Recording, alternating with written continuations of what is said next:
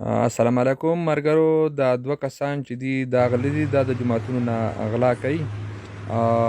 دا موجوده وخت کې دا اوس چې کوم دی نو د بیدري جومات دی او د هغې نه دا سامان چې دی دا پټ کړی دی. دا دوه چې دي د ډېرو جوماتونو نه غلاګانې کړي دي، خو تاسو مهرباني وکړئ که څوک دا کسان دا دواړه چې دي دا پیژني، یا پکې وپیژني یا پکې دوه پیژني، نو موږ په دې سکرین باندې دا نمبر تاسو ته چلیږي په دې موبایل نمبر، نو په دې نمبر باندې بیا زموږ سره رابطه وکړئ. ولې زموږ د جومات نه ډېر قیمتي شونه چې دي دا وړي دي، او ورپسې دا پرېږده چې د قرآن شریفونه هم څیرې کړي دي او سپارې هم څیرې کړي دي.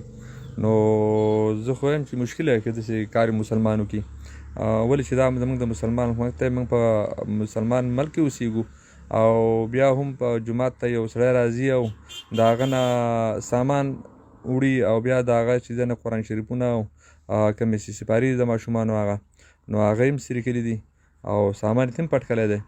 نو تاسو مهرباني وکړئ که د چا په نظر باندې راځي او څوک یې پیژني او د کوم علاقې سره تعلق ساتي، نو تاسو مهرباني وکړئ چې دا دوه کسان چې دي نو چې زر تر زره دا قانون ته حواله شي، نو ډېره زیاته به خیر. نور جوماتونه چې دي دا به محفوظ پاتې شي. دا دوه کسان دي، تاسو یې نه جومات ته ننوځي او موږ ته پکې دا تصویر هم تاسو ته مخامخ راوستلی دی.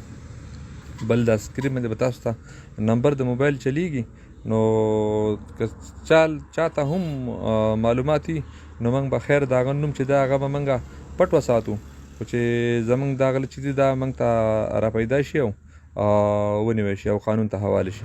ډېره ډېره مهرباني، الله خوشحاله کړه. اوس پارت 3 شریک کومه د خپلو کې سره وکړل، لږ بهر لاړو خو زړه صبر نه شو، واپس بیا رالم. دا ګورئ زموږ سره اوس برای مهرباني که دا کسان